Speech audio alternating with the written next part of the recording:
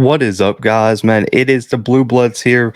We are officially at week one, man. We got through week zero, had some big games, some great performances, but now it's time for the rest of the country to kick off. And we have our FBS game of the week preview here. Number two, Ohio State.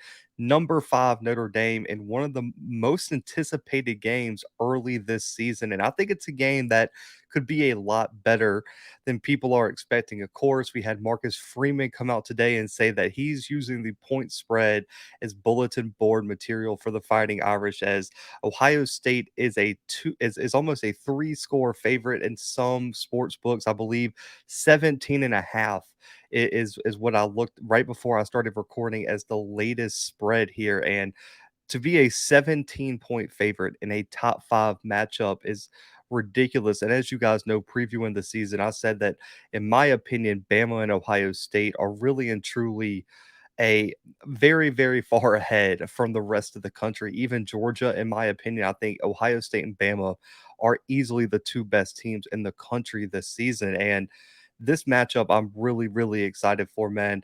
When you look at the matchup history, though, Ohio State holds the all-time series lead at 4-2 and holds a four-game win streak right now over Notre Dame. Last season, both these teams go 11-2. Ohio State 8-1 in the Big Ten, and like I said earlier, both these teams top preseason top five teams. Marcus Freeman coming into his first, I would say, regular season game as the head coach of Notre Dame. Of course, he coached a bowl game last year, but this was a hire that I was really excited for. I thought they hired the best guy for the job. I think when you watch the video of how the team reacted when he came into the locker room and told the team that he was the next head coach, I think that showed you all you needed to know. He's done an excellent job on the recruiting trail, and I think Marcus Freeman is going to be very successful as the head coach of Notre Dame. Now, Ryan Day coming into another year as the head coach of Ohio State, we know what he's already achieved,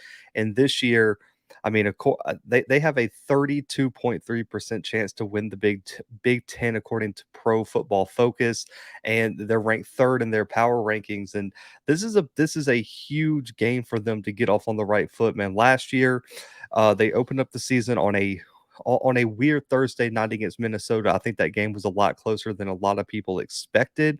And if it wasn't for the one loss to Michigan, really and truly at the end of the season, that team probably still makes their ultimate goal of the playoffs. They had that Oregon game where they slipped up, and I think a lot of Ohio State fans are coming into the season thinking, man, if we would have got that game any other week, we probably beat Oregon by potentially two touchdowns. So I think Ohio State fans are coming in the team, the fans, the coaching staff are coming in very motivated this season. When you're looking at storylines to potentially watch, for Ohio State, the first one's simple. CJ Stroud had an outstanding season last year. We're going to talk about him in a minute, but can he take that next step? We've seen quarterbacks come in, have amazing years, but then once you get that film on them, they kind of hit that second year slump, or really fizzle out compared to what the expectations could possibly be. So I really want to see CJ Stroud and what his development arc looks like going into another year,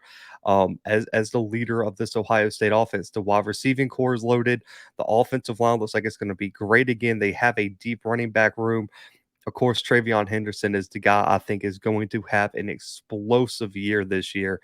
So CJ Stroud has all the weapons and everything he needs to take that next step. The question is, could this be the moment that he really emerges as a guy who could come out and win the Heisman this year? That's the big storyline to watch, because a top five matchup with the whole country watching is the perfect opportunity for him to reestablish himself in 2022 as that guy. Now, the defense has been something that uh, Ohio State fans that I've talked to were really up and down on last year. There were some people who thought the defense played really well through most of the year, and there were just a handful of times that they really didn't deliver.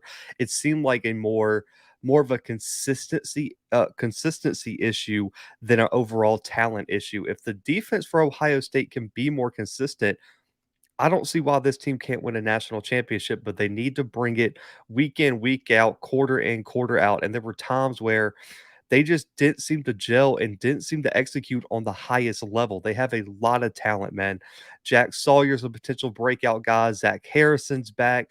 Denzel Burke, we'll talk about him in a minute. And Jim Knowles comes in. And just to talk about him for a minute, he comes in. We know what his history is.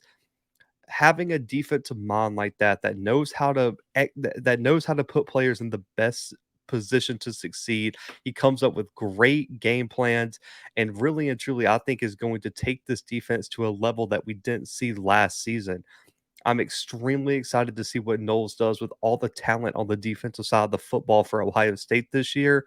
That is going to be something I'm watching very closely when these two teams take the field this weekend. Now, for Notre Dame, the question for me really and truly becomes we know who they named as starting quarterback, but their wide receiving room, man, they don't have that guy to me. Now, Meyer at the tight end spot, an excellent tight end, and I think he might be the top receiving target for Notre Dame, but they still need that guy on the outside. They still need someone who could stretch the defense and get and really make them respect this passing game. Because if Tyler Buckner is going to be the guy at quarterback, he's going to have a major target on the outside for crucial situations, and Meyer can't do all of that for him. So I'm really, really looking for Notre Dame to have a star emerge at wide receiver, or can they have one or two guys emerge? Preferably, you would like to have more than one, but they at least need one to start the season and get them through that first half of the season. And then the defensive line, man, if you were going to beat Ohio State this year, you better get to the quarterback.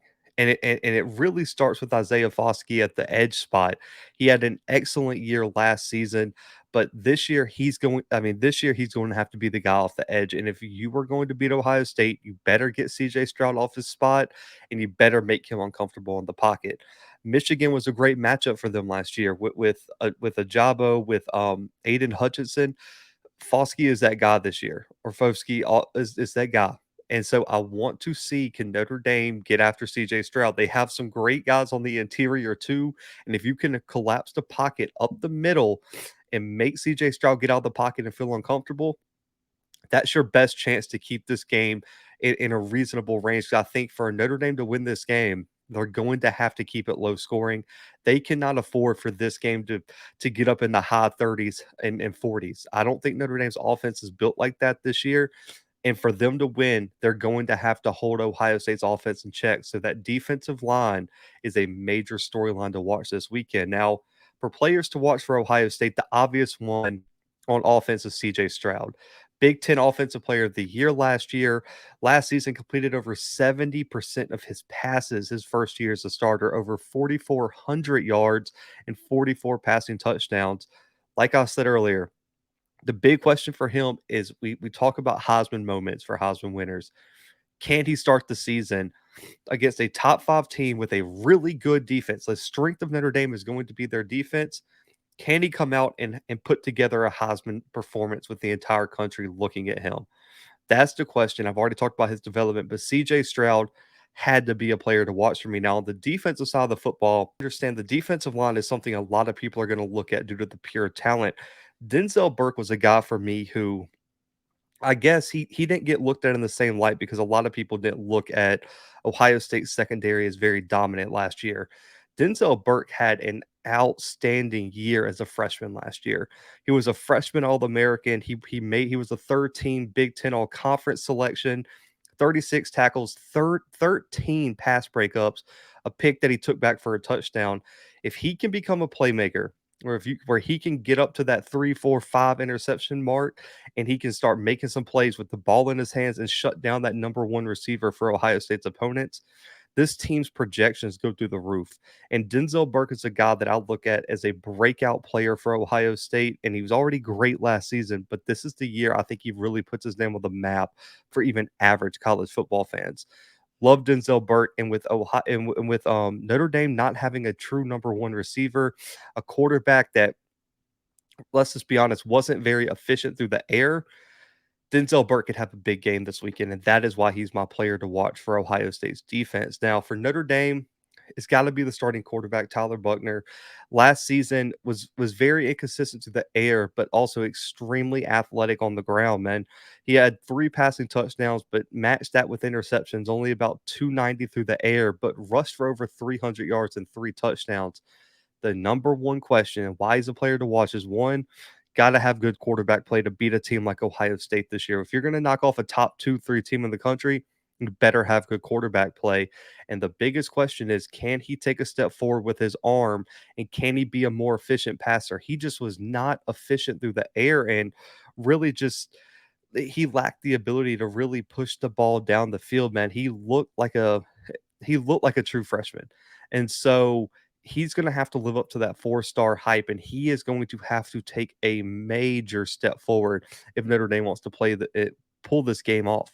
And the one concern I have is that he's going to have to carry a wide receiving core that has a lot of questions. And so Tyler Buckner has to have a huge game this Saturday if Notre Dame is going to win this football game or even have a chance. Now on the defensive side, there were a few options. Listen, I've already mentioned Foskey at the defensive end spot.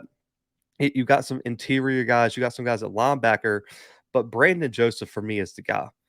He's coming in. I think he's the best player on the defense side of the football. He is the Kyle Hamilton replacement. He was a consensus All-American in 2020, led the NCAA in interceptions with 6 that year.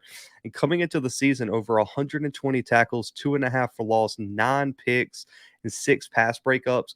Brandon Joseph has his work cut out for him, man. With this wide receiving core for Ohio State, and with the running game, he's going to be able to have to show that he can play in space and in coverage and really revert to that 2020 form that we saw at Northwestern. He's going to have to be able to come in the box and help stop Travion Henderson in that running game. And so Brandon Joseph is going to be an X factor on the back end of this defense. And I think with the loss of Kyle Hamilton, Brandon Joseph is going to become one of the most important players for the Fighting Irish defense. So these are the two guys to watch for Notre Dame. Now, for my prediction, man, I went back and forth. I think this game is going to be a lot closer than the point spread suggests. Man, 17.5 is a lot of points for a top 5 matchup, but I still like Ohio State's overall roster just a little bit better, man. I think it's going to come down to the quarterback battle. I don't trust Tyler Buckner to be able to compete with CJ Stroud in the wide receiving core for Ohio State. That wide receiving core has way too much talent. I mean, it's probably it's so deep that you could probably go 5, 6 deep, and that wide receiving core would start for Notre Dame. Jackson Smith and Jigba is a guy that you're going to have to look for, and the list goes on and on.